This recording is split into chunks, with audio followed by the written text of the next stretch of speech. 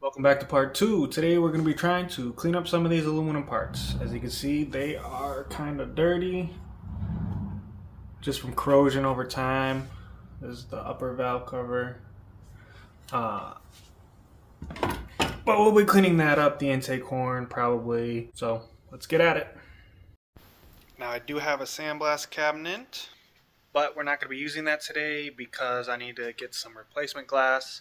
We're going to do this the old school way with just a wire wheel on a drill and whatever else I can find, brushes. I do have a wire wheel on a grinder for probably some of the smaller parts.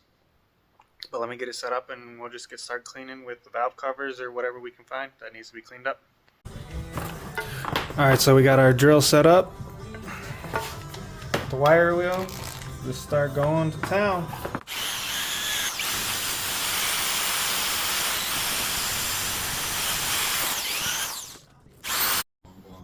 So here we have it. This is the one I just cleaned up. This is what the other one looks like. I'm gonna do this one in a minute, but much better. Not perfect, but looks good. So let me get this one done and then move on to the next thing that needs to be cleaned up. Uppers are done. Moving on to the lowers. Uppers and lowers are done, so we're gonna just keep working our way down the pile. Alright, I got those done. I'll do the rest and you guys get the idea of what I'm doing here. So let me get that done. So now we're going to be moving on to trying to get these glow plugs out. And that'll be a 12 millimeter. Now this one already broke loose. And they should be in there relatively easy to get in and out. If you do have a problem with them, well, let me just see if I have a problem with one of these I can show you.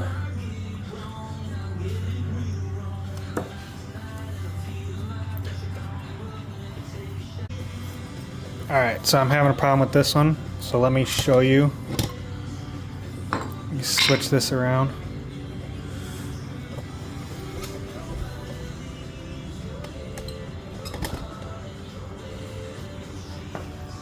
I don't know if you guys can see right there, but all I'm going to do is grab this hammer. I'm replacing them anyway, so I'm just going to lightly tap. And then as I'm tapping, I'm going to try to turn with the wrench.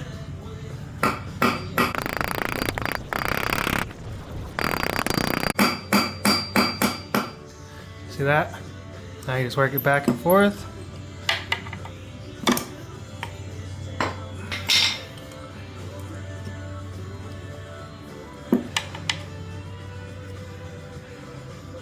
And it should come out. Look at that. And if need be, I probably could reuse this one because I left the nut on there. So I don't think I damaged the threads. Nope. So, but little tip for you. Let me get the rest of these out. Sometimes they're not really usable, but they come out. Just get a bigger hammer and they come out. Alright, we did take the intake off to get it all cleaned up, as you can see.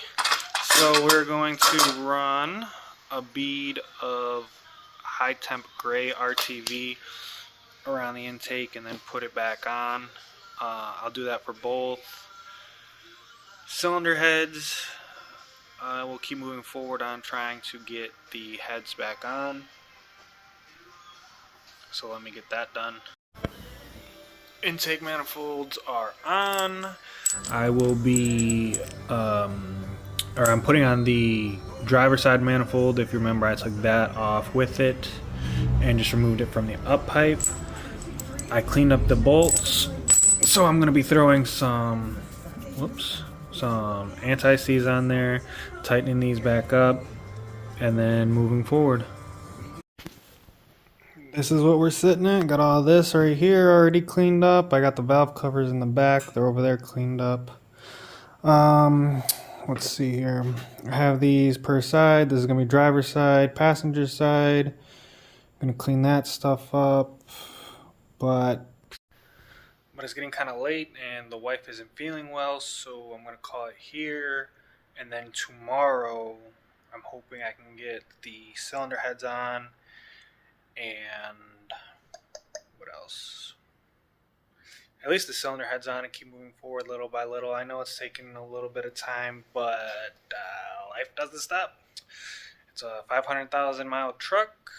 Not like I'm pressing to get it done right away. It is a backup. Well, it's not really a backup right now, but it's an experimental thing. But yeah, I'm gonna probably end it here. Maybe. I don't know. Thanks for watching.